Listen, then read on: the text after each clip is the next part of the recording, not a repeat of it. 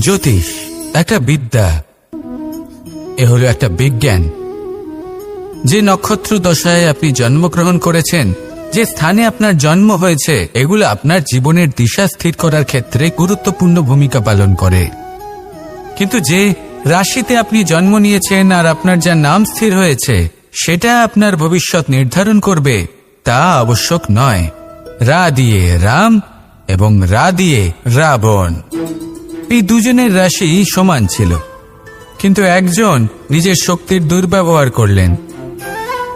স্বর্ণ লঙ্কার অধিপতি রাবণ, চতুর্দিকে বিজয়ী হওয়া সেই ব্যক্তি নিজের পতনের সম্মুখীন হলেন। শ্রীরাম রাবণকে বধ করলেন। শ্রীরাম, যিনি নিজের কর্ম দ্বারা, নিজের পরিশ্রম দ্বারা ঈশ্বর উপাধি লাভ করেছিলেন, 14 বছরের বনবাস ভোগ করলেন, আর যখন বিপদে পড়লেন তখনও নিজের রাজ্যের সাহায্য নিলেন না। বনের মধ্যে নিজে বানর এবং ভাল্লুকদের নিয়ে একটি সেনাবাহিনী গড়ে তুললেন এবং রাবণকে তার কুকর্মের শাস্তি দিলেন।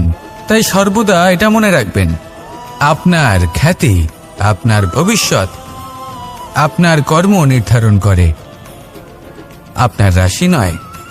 তাই সবসময় শ্রেষ্ঠ কর্ম করুন আর আমার সাথে ভালোবেসে বলুন, রাধা রাধা।